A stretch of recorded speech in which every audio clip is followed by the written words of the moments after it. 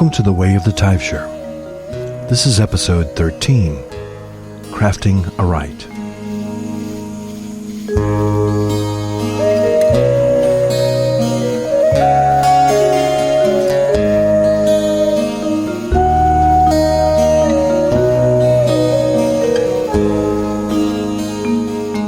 Last week's podcast discussed the celebration of the Wheel of the Year. This week we'll talk about how to craft your own rites and rituals using all the elements we talked about during last week's podcast. The triad of music, tools, and sacred space contains all the elements necessary for an effective ritual. All that remains is to create a framework for the ritual itself. The challenge in creating a ritual, especially one for a group, is to strike a balance between having a ritual that is unique enough to be interesting, yet familiar enough in format so that everyone has a good idea of what happens next. The outline we'll be discussing on this week's podcast is a suggested framework for writing your own rituals. Following this template is by no means a requirement for a rite of the Order of the Taibhsear. This is only a suggested format. As with all things, take what is useful to you and leave the rest. In a rite of the Order of the Taibhsear, and in many other Druid rites, the ceremony usually begins with a processional. Many ancient Celtic sites are on a hill or an elevated space.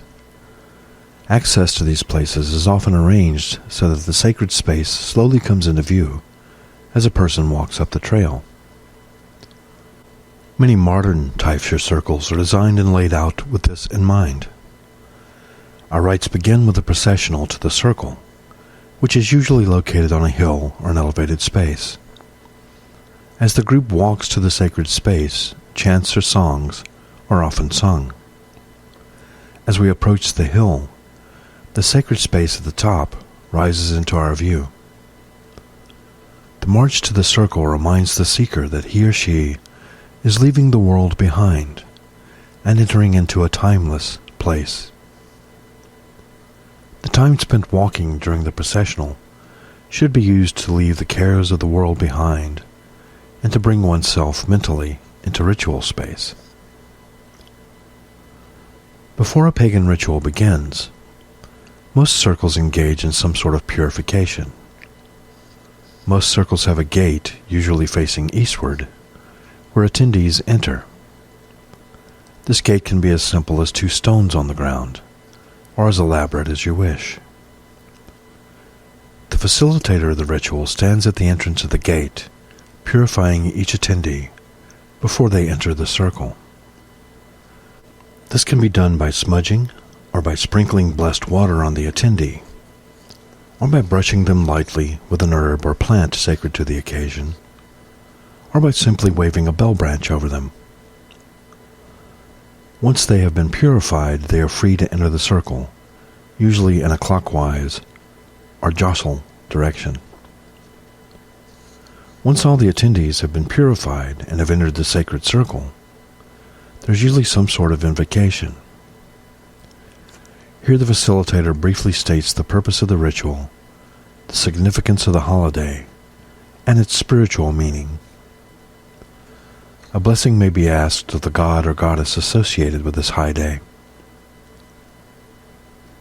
After the invocation, a brief meditative piece of music may be played so that the attendees may ground and center themselves, or a brief meditation guided by the facilitator can achieve the same result.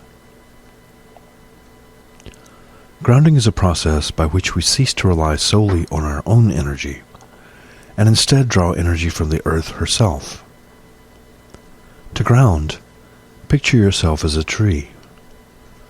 Roots of energy shoot out from your feet, reaching into the earth and drawing energy from the center of the earth. Also visualize branches of energy from the top of your head, like tree branches, reaching up to draw energy from the sky. Centering involves becoming present in the moment. Ritual space is a timeless place. Think for a moment about the things that cause you worry or stress. How many of those things have to do with past events? How many of those things have to do with the events that have not yet happened, or may not ever happen? Centering is the process of setting aside thoughts and worries about the past or the future. When you center yourself, you let go of time and step into a timeless place where all things are possible. It's the process of drawing your attention to nothing but the ritual at hand. Bring all of your attention to the present moment. When you've done so, you're centered. The next step in the Taibhsear rite is the calling of the quarters. Some Druid traditions call the quarters, and some do not. If you choose to do so, turn and face each direction, starting with the east, and call upon the spirits or guardians associated with each direction.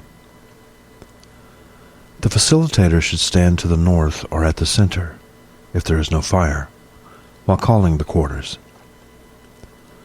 Proceed from the east in a clockwise direction until all of the quarters have been called. Here's a list of elements and associations to help create your call to each of the quarters. The element of the east is air. It's the power of birth, inspiration, and creativity. Its color is traditionally yellow. The element of the south is fire. It's the power of transformation, order, and purification. Its color is traditionally red. The element of the west is water. It's the power of introspection, chaos, and life. Its color is traditionally blue. The element of the north is earth. It's the power of prosperity, abundance, and wisdom. Its color is traditionally black. While calling the quarters, most Taibhsear traditions include a wish for peace. This is usually stated while facing each direction after calling that particular quarter. A simple statement such as, "May there be peace in the east," should suffice. Be sure to include a piece for all 4 cardinal directions. Some traditions include a blessing of peace for the center by simply saying, "May there be peace in the center." In many Druid traditions, the sacred center consists of the triad of well, fire, and tree. These can be symbolized by a cup or a bowl of water for the well, a candle for the fire, or an open bonfire if the location and the occasion warrant, and a staff or bell branch for the tree of life. If there's a tree nearby, you may also use that. The well and the fire represent introspection and transformation, while the tree of life represents balance, uniting chaos and order in Middle Earth. The tree's roots go deep into the earth, drinking the waters of chaos, while its branches reach high into the heavens, soaking up the rays of the sun's life-giving order. The totality of the tree of life therefore brings balance to the forces of chaos and order. Once the sacred center has been established, the gate to the other world should be opened by calling upon the gatekeeper. In the Mother Grove, we consider Manannan Mac Lir to be the guardian of the gates of power. By parting the mists and opening the gates of the other world, we allow the wisdom of the ancestors into the circle. At this portion of the ritual, a sacrifice of some sort is given to the gods or goddesses of the occasion. This can be a food item tossed into the sacred fire, or a libation poured onto the ground or into a bowl. The idea behind calling it a sacrifice instead of an offering is that you're giving something that means a great deal to you. This is the practice of only giving your best to the gods and goddesses. In ancient times, finely crafted cauldrons, weapons, and such were tossed into the rivers as offerings to the goddess Danu. The offering you make at this point in the rite should include an acknowledgement of the god or goddess for whom the offering is intended, where appropriate. After the appropriate sacrifices have been made, each attendee at the circle is given an opportunity to express gratitude for any blessings they may have received since the last circle, or to express a concern or a problem they would like help with. This can also be a time for a seasonal expression. For example, at Samhain, members might offer a remembrance of a lost loved one, or at Beltane they may like to share how they have been blessed by a beloved partner, or at Mabon they may all like to name a few things they're grateful for. You may find it helpful to experiment with variations on this theme, appropriate to the particular holiday being celebrated. One of the reasons for offering blessings and concerns is that it builds a stronger grove by allowing each member the support of all. At this point during the rite, the Mother Grove does a reading of the omens. This is an optional portion of the Taibhsear ritual that is sometimes included in the rites of other Druid orders as well. If there's a question or a concern requiring divination, omens are read by the celebrant. The method used is up to the Grove's personal preferences. Many use runes or ogham-fuse, some use dice, or some just interpret signs nature gives herself. I was at a ritual once where a raven landed in the middle of the circle during the omens. This was especially significant since the rite being celebrated at the time was in honor of the Morrigan, and the animal most closely associated with the Morrigan is, of course, the raven. My own personal preference when reading the ogham-fuse is to simply give the general divinatory meaning of each few and to let each individual attending interpret the meaning for themselves. For example, if I drew Luish, the rowan, its divinatory meaning is protection, security, and safety. I would just state this triad of meanings without attempting to interpret it further. In other words, I wouldn't link its meaning to any particular person, place, or situation going on in the grove. By doing so, I leave each person free to interpret the omens for themselves, and I don't run the risk of corrupting the meaning by adding my own interpretation to it, which may or may not be an accurate interpretation for others. This allows everyone attending to take their own meaning from the omens. At this point of the ritual, something specific to each high day being celebrated is inserted. This part of the ritual is usually referred to as the seasonal rite. This is a sort of pagan sermon portion of the rite. For example, you may choose to insert an ancestor vigil here for Samhain while speaking on the spiritual significance of the holiday, or celebrate this portion of the rite with the hanging of the bells for Beltane, or lighting of the Yule log for winter solstice, and so on. After the seasonal rite is completed, an offering of thanks is given to the gods or goddesses of that particular rite. You may also choose to thank any participants who contributed to the ritual by offering their time or talents. After the thanksgiving is complete, call upon the gatekeeper to seal the way to the other world. If you have called the quarters, dismiss them as well. You may also choose to sing or chant a closing musical offering at this time. At the Mother Grove, we usually end with a recessional in which we leave the circle through the gate while singing or chanting. When the recessional has reached a predetermined destination, you may wish to offer a statement of dismissal in the form of a blessing or a thanksgiving. This outline is just a suggested format for those with little or no experience in crafting rituals. It's by no means a definitive Taibhsear ritual. As with all things, take what you find useful and leave the rest. If you would like to download a template to use as a framework for crafting your own ritual, You may find one on the Order's website by visiting Taibhsear.com. That's Taibhsear.com. From the main page, click on the Sunpath tab, then scroll down to the Wheel of the Year link. On the Wheel of the Year page, look for the link marked Framework for a Taibhsear Ritual. You may download it in PDF format from that link. If you create a rite that you would like to share on a Wheel of the Year page, email it to podcast@taibhsear.com and we'll post it on the website. That's podcast@taibhsear.com. Circle, beginning, ending, circle, beginning, ending.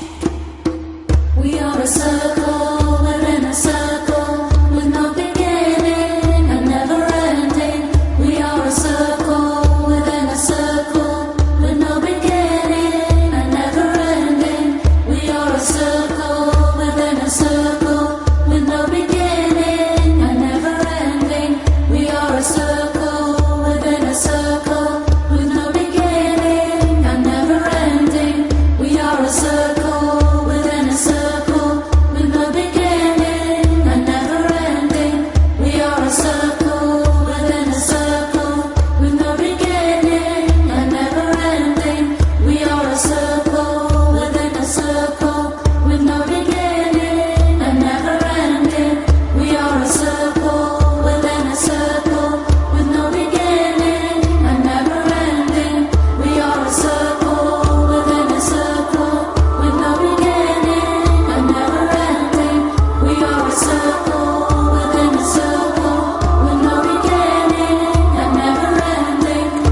a circle within a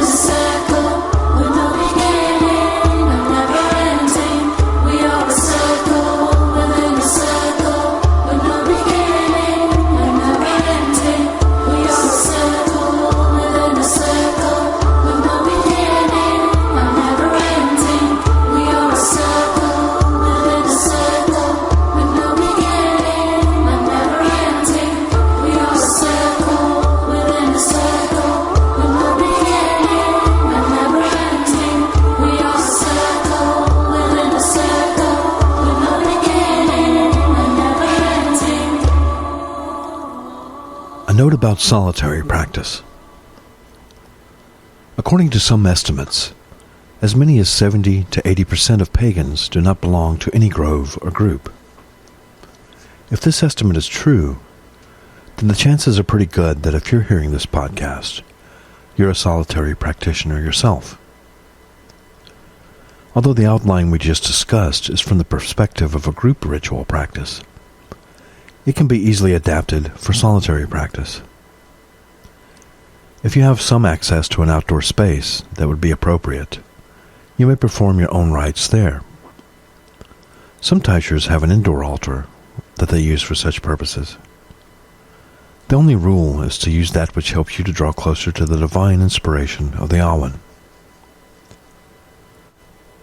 If you're in solitary practice but would like to eventually join a grove or even organize your own, there are many Druid orders worldwide. A quick internet search will give you a number of possibilities in your own area. If you're interested in starting a grove under the Order of the Taibhsear, there's also information on the Order's website for becoming affiliated with our order. We offer online support and assistance for groves choosing to form as members of our order. For more information on starting an order of the Taibhsear Grove, just visit Taibhsear.com and click on the Educational tab. Then scroll down to Starting a Grove, or just enter Starting a Grove in the search box on the main page. Again, that main page is Taibhsear.com, Taibhsear.com. To practice this sacred space meditation, first find a comfortable position free of distractions.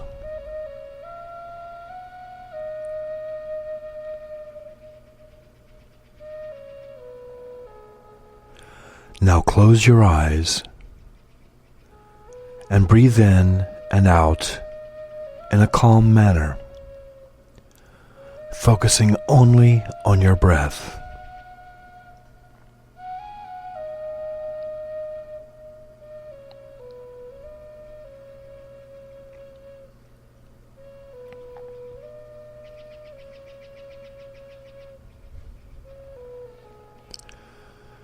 Feel your breath enter into your body and down into your lungs. Follow it as you exhale.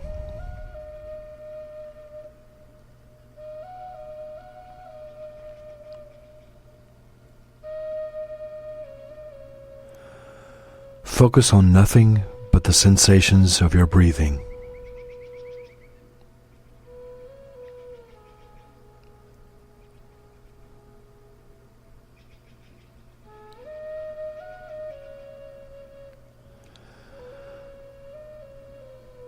Now think about your favorite color, or any color that brings you happiness.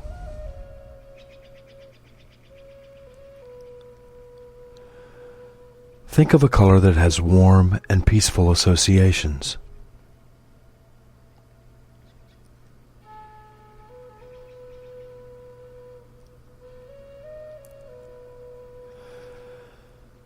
Now picture a glowing light that color.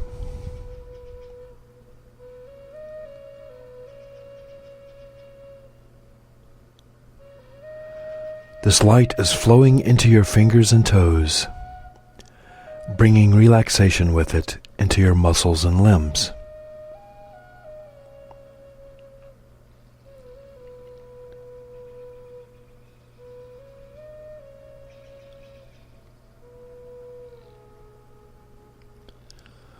Follow the light as it moves past your wrists and ankles, past your knees, into your shoulders and hips, and finally into your torso, bringing peace and relaxation as it comes.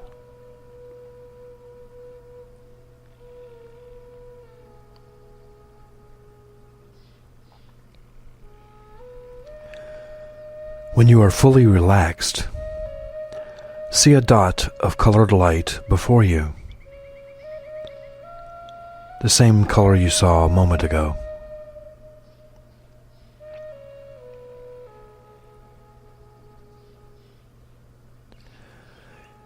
In your mind's eye, watch that light slowly expand to fill your field of vision.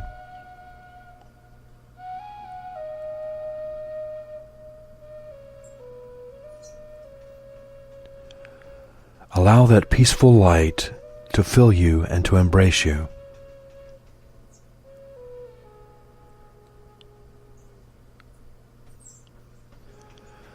See yourself swimming in the light, floating in serenity.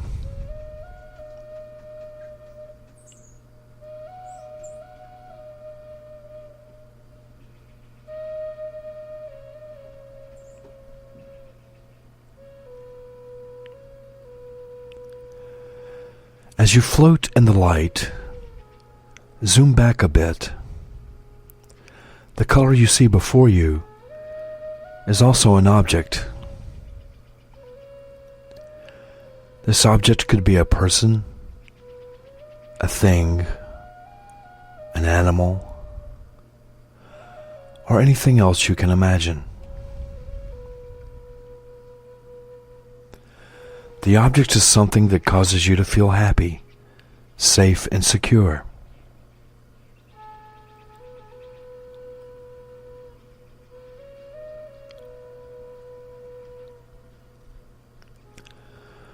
Focus on the object and allow its peacefulness to embrace you.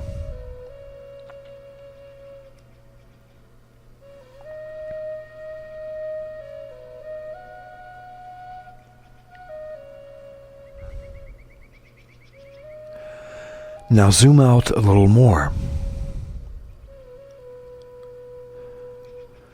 The object is sitting somewhere. It can be an indoor scene or an outdoor scene. The place is somewhere that you feel at ease, calm, and serene.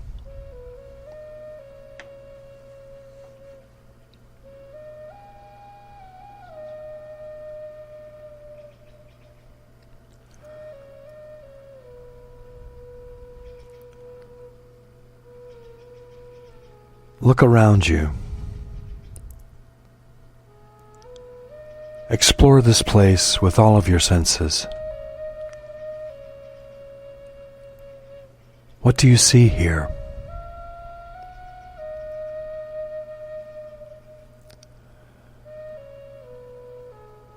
What sounds might you hear in this place?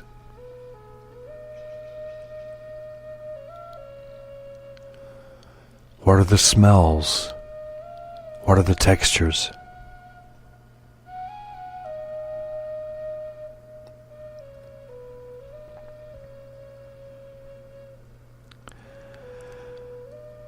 As you explore this place with your mind and all of your senses,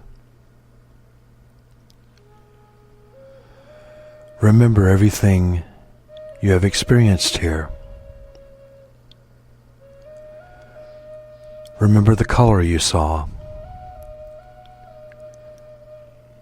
Remember the object.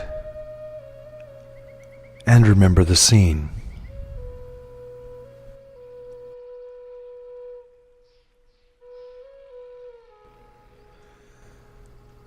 Now take a mental snapshot of your surroundings.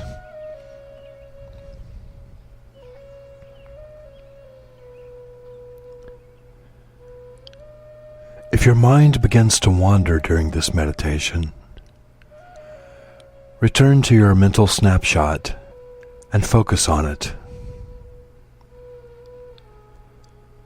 Notice each detail of the scene that you have pictured. Free your mind of all other thoughts.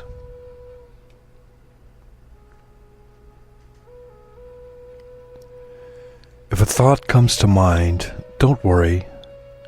Just note it and let it pass on by, like a leaf floating downstream.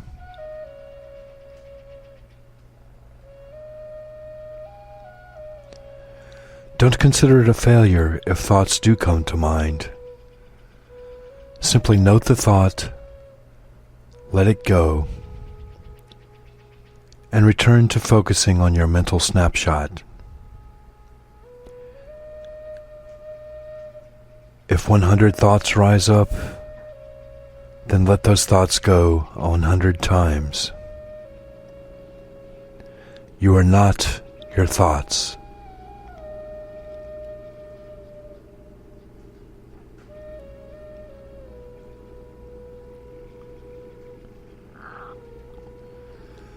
See your thoughts as waves upon the ocean. Dive below your thoughts to find your true self beneath the waves.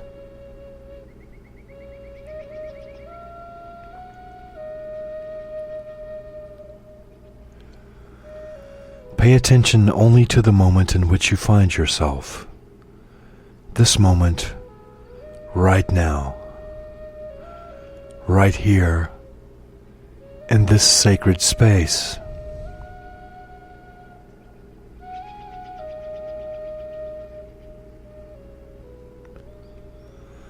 Don't worry about the past.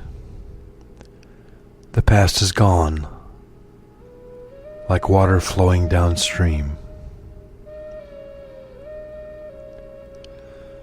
Don't worry about what tomorrow might bring.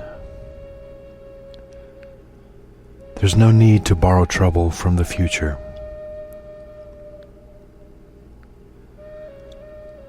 There is no past. There is no future. There is only this moment, here, in this sacred space.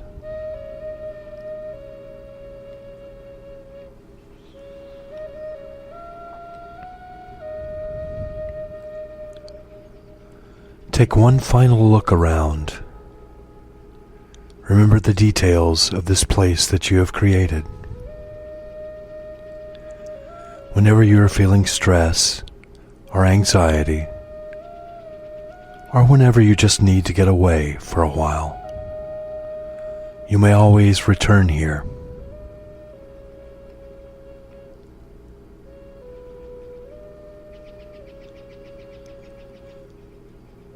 To close this meditation, slowly leave the sacred space that you have created. Gradually become aware of your body. Expand your awareness to your surroundings. And when you feel ready, open your eyes and return.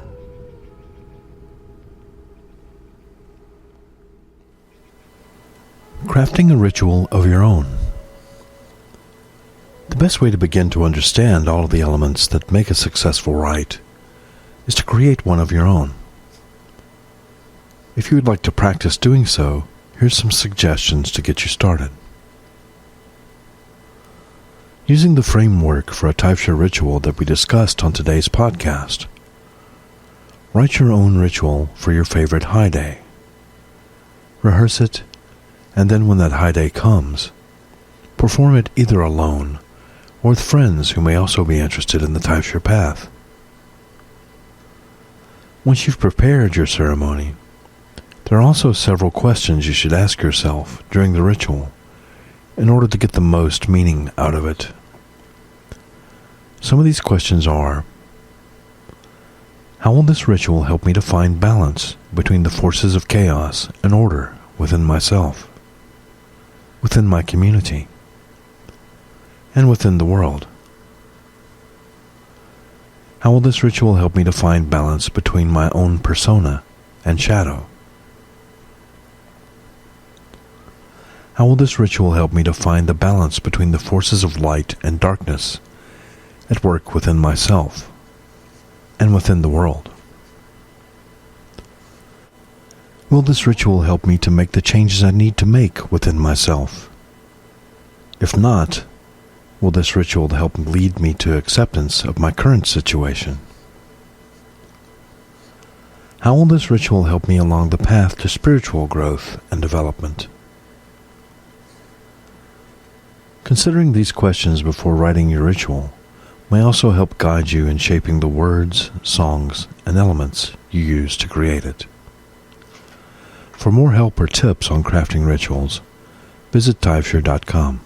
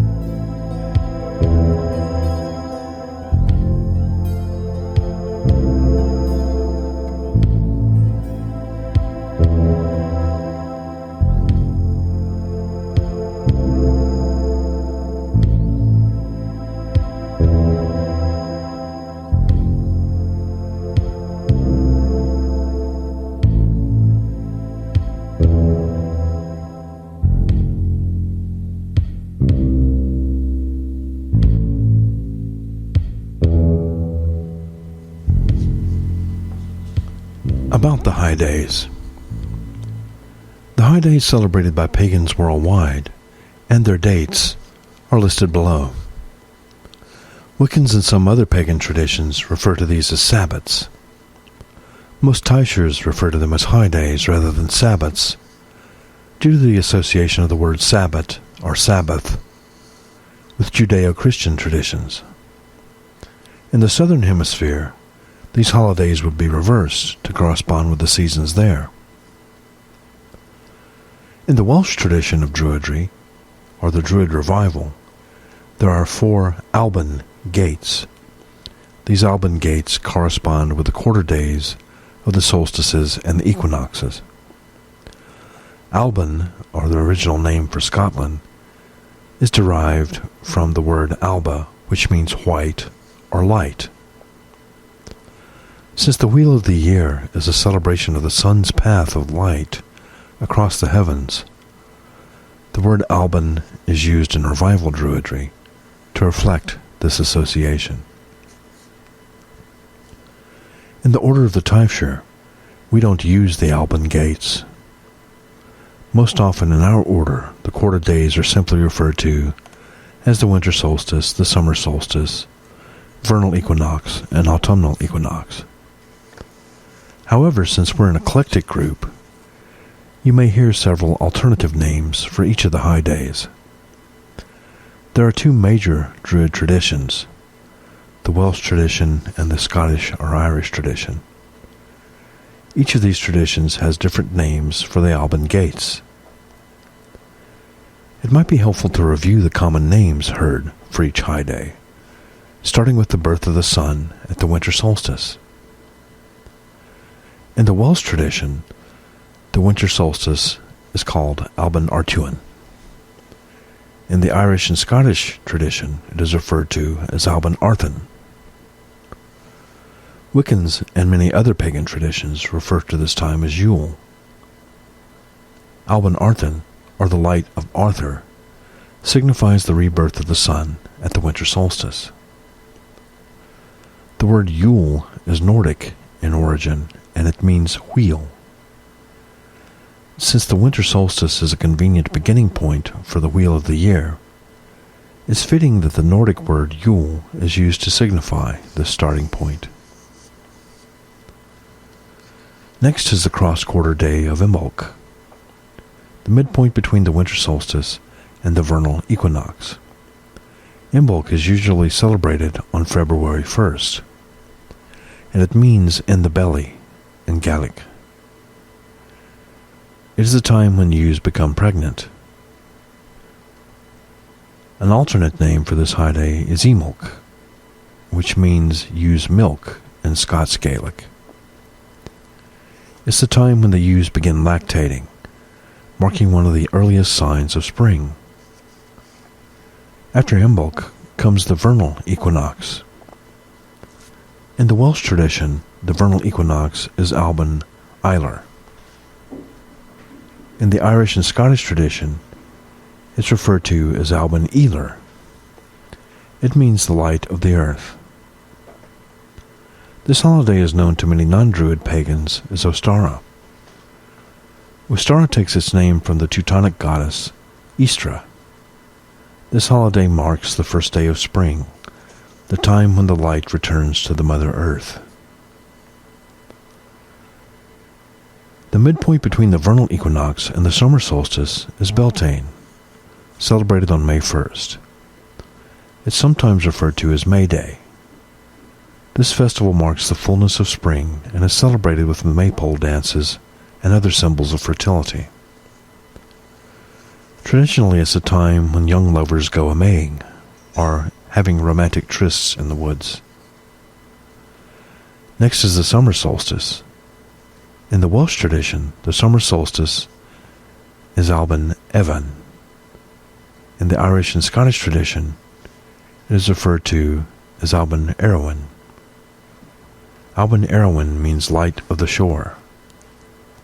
This name probably refers to the in-between property of the shore, which is neither land nor sea.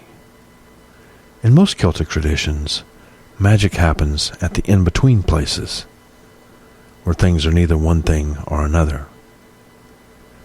Many other pagan traditions refer to this time as Litha, or Midsummer's Eve. It's said that on this night the fairies come out to dance.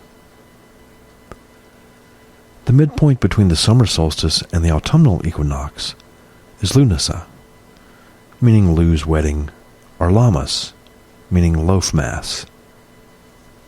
It's traditionally celebrated on August the 1st, and is the harvest of the first fruits. It's celebrated by feasting and games. Some believe that this is the origin of the Highland Games in Scotland. This holiday, known as Lu's Wedding, also celebrates the idea of sovereignty, or the wedding of the sun god to the Mother Earth. The next quarter day is the autumnal equinox. In the Welsh, Scottish, and Irish traditions, the autumnal equinox is Alban Elfed. Its name means the light of autumn. Other pagan traditions call this equinox Mabon. Mabon means the divine child, and this feast celebrates the middle harvest. For many, it's the pagan Thanksgiving in celebration of the fullness of the harvest. The final high day of the wheel of the year is Samhain, celebrated October 31st. This day was Christianized as Halloween. Some traditions use the lunar calendar and celebrate it on the first full moon nearest November 1st.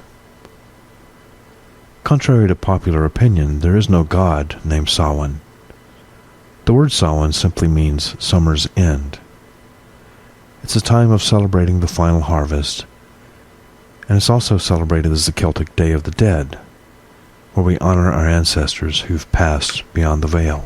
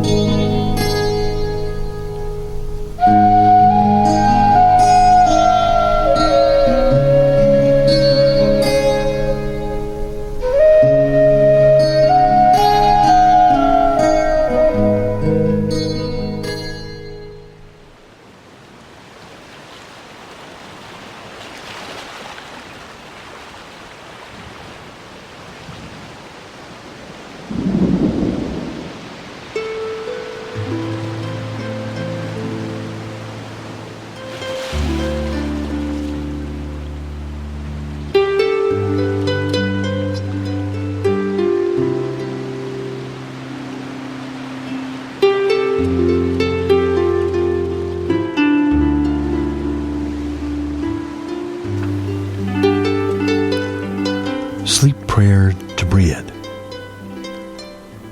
I lie down tonight with fair Breed of sun and moon, with the mantle of the pure white goddess, and with the blessings of her protection. O goddess of the poets, help me this night.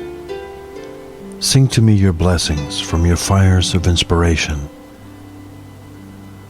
You, the Queen of Truth.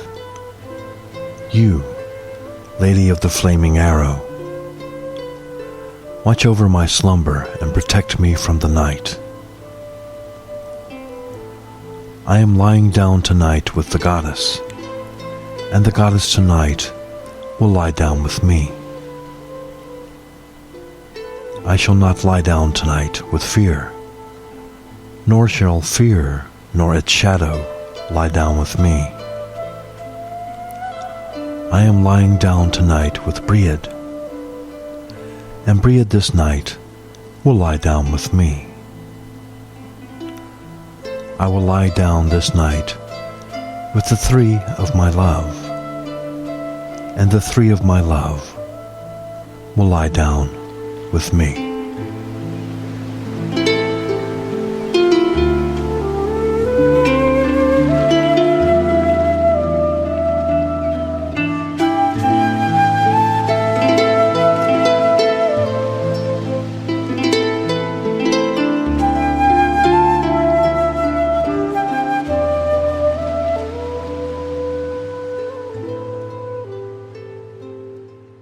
In the way of the Taibhsear, we use the Celtic tree alphabet known as the Ogham.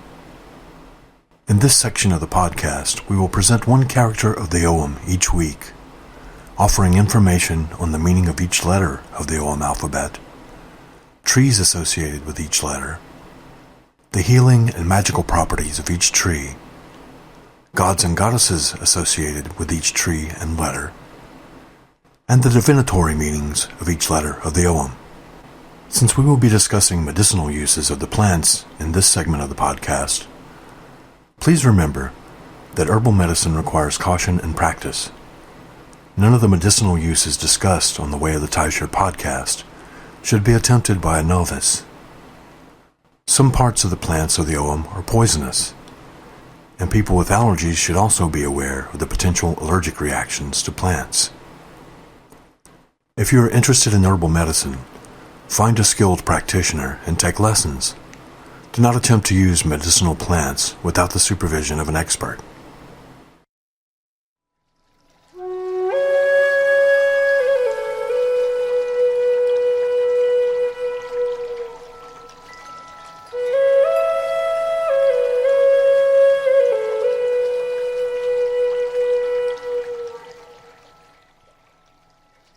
The letter Q in the Ogham alphabet is represented by Quirt, the apple.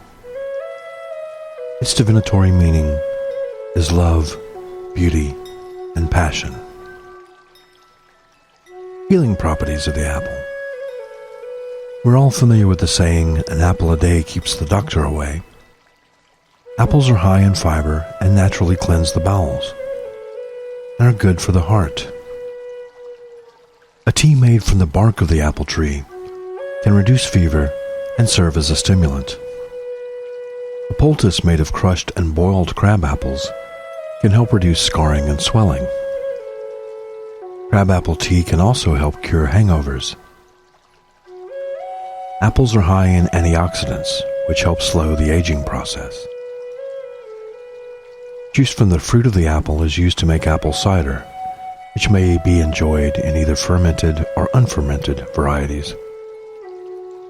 Vinegar made from apple cider has a wide range of applications in folk medicine. The acid in the apple cider vinegar is a potent antibiotic. Hippocrates, the father of modern medicine, used vinegar to clean open wounds over 2,000 years ago. It may also lower blood sugar, help with weight loss by reducing your appetite, and improve blood circulation, and it gives you a more healthy heart. Magical uses of the apple. The apple of the original Ogham of the British Isles was the crab apple. But as Ogham lore has spread throughout the world, Quirt has come to represent any local apple variety. Apple is one of the 9 firewoods to be added to the Balefire for the Festival of Beltane. The 9 sacred woods of the Balefire are birch, oak, rowan, willow, hawthorn, hazel, apple, grapevine, and fir. Apples are a symbol of the eternal perfection and beauty. An apple cut in half will reveal a pentacle. For this reason, apples are also considered to be sacred to the goddess. Cut an apple in half so that such a pentacle will be revealed, and then rub it on warts and blemishes of the skin, and bury it under a full moon to remove those warts and blemishes. Apples are often used in predicting the future. Bobbing for apples, a favorite Halloween tradition, is a form of divination. Once you have your apple, if you put it under your pillow, you will dream about the person you will marry. It's said that an apple peel tossed over your left shoulder will form the first letter of the name of your true love. Apple magic is associated with the shamanistic journeying of the other world, and with Avalon, as Avalon means Isle of the Apples. Gods and goddesses associated with this tree are the Cailleach and Abellio.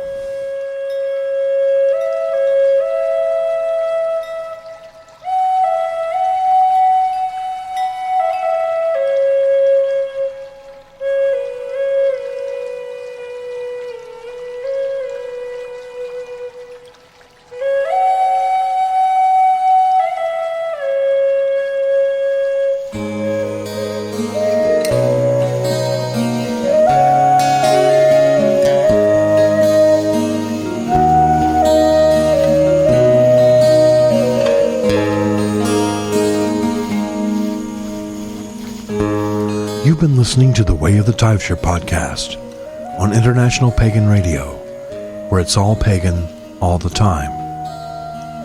This has been episode 13, Crafting a Rite. Music on this episode featured Circle Within a Circle, Black Cat Full Moon by Night Monk, and Black Mountain by Sencha Skene. The Way of the Taibhsear is the official podcast of the Order of the Taibhsear. You can learn more about us at Taibhsear.com. That's TAIBHSEAR.com. The Way of the Taibhsear is a podcast about Druidry and paganism as practiced by the Order of the Taibhsear. Paganism is a wide and diverse community, and we don't claim to speak for all pagans. You can get in touch with us at podcast@Taibhsear.com. Again, that's podcast at TAIBHSEAR.com. The Way of the Taibhsear is sponsored by Pagan Promotions. Learn more about Pagan Promotions at paganpromotions.com. Until next time, blessings of the ancestors.